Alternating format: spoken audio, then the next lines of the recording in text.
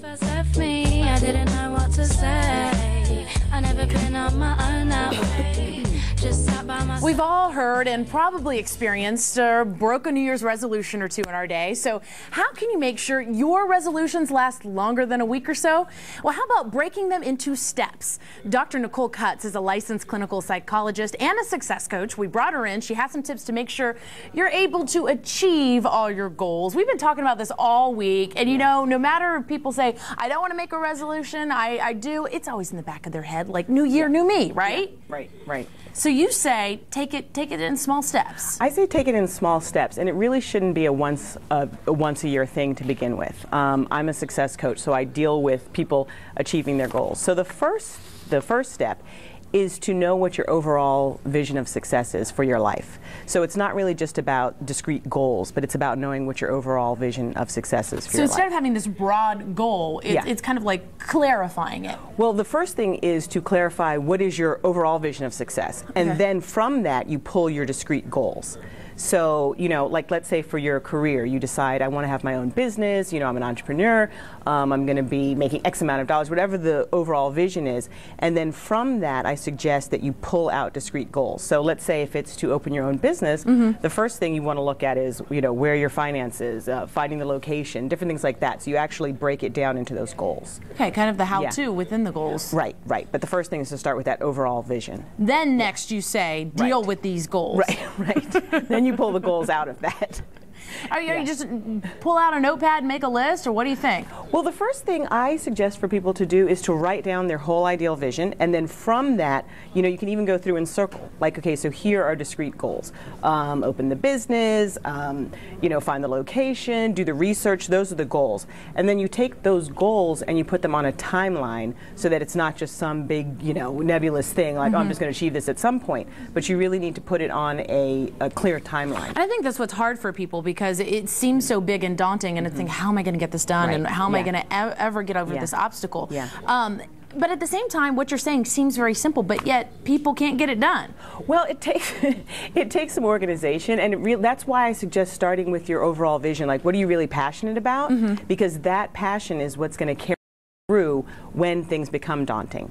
So that's why I start with that. Gotcha. Number 3, you suggest to see or visualize yourself achieving this goal. Yeah, and that's nothing new. It's creative visualization. They use it in sports psychology. A lot of people are familiar with the book The Secret. Shakti Gawain wrote a book called Creative Visualization. And what you do is you actually need to see yourself achieving your ideal vision of success. And that's not the point at which you worry about how you're going to achieve it. It's more just to see it and to feel it and believe that you can achieve it, because again, that's what's going to carry you through. Kind of making it more real? Definitely making it more real. And you can use aids too, like I suggest doing a vision board or a vision book. Some people call it a treasure map. You actually create a picture of yourself.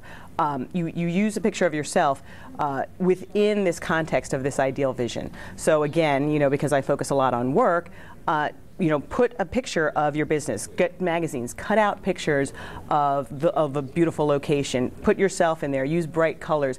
That also helps you to visualize yourself achieving it. Yeah. Good deal. We talked about making a clear plan with the timeline, but I also wanted to ask you before we get to step 5, what is holding most people back? You're a psychologist, so you can represent and talk about this subject. I mean, you have it laid out here.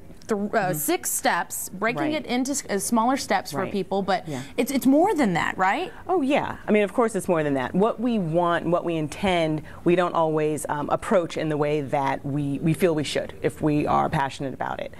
But there are things that might block you, like you said, what holds people back. Sometimes it's fear. Sometimes it's fear of success. Sometimes it's fear of failure.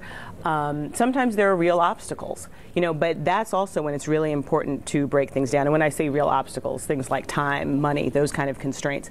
And that's why all of these things work together, because if you really believe that you can do it and you see yourself achieving it, then you will find a way through these little obstacles. But fear is a big thing, you know, that holds people back. So that's one of the things that I help people with as a success coach, is exploring what that's about. Do you think people realize that they're fearful?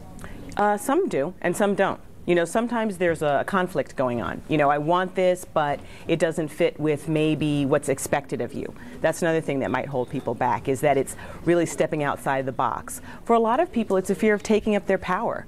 You know, it's, do I really deserve to have this. And that's why you really have to get in touch with why this is something that you want. And is it authentic and real to you? Because I talk about living from the inside out. You know, it really has to be about you, the authentic you, bringing the best that you have to the world. So you have to, that will help you also to get over that fear, is to know that you have a mission and something that you have to achieve. Step 5 was chart your progress, which you've talked about, Yeah. and maybe if you have a coach like you, get somebody to stay on you. And step help. 6, enjoy. Celebrate. Celebrate. There are small ways to celebrate, like giving yourself rewards when you achieve your goals. That's one thing. But also, once you achieve the overall vision and the big goals, is to celebrate that. That's another thing that sometimes people do that gets you on this treadmill. A lot of times people want to achieve things or milestones because they think that's the thing that's going to make them happy. You really need to celebrate all the while. If you can't be happy in the moments while you're living your vision, you're not going to suddenly be happy once you achieve it. Like, so you what's really, the point if you don't enjoy it? Right. So really enjoy it, celebrate it, share it with other people, give back. That's another thing, and express gratitude for it once you achieve the goal. Don't just achieve it and then say, okay, that's done, and move on, because then you're going to be on this treadmill. So you really want to enjoy it and celebrate. Good advice. Dr. Yeah. Nicole Cutts, thanks for coming in and helping us out. Thanks, it was great.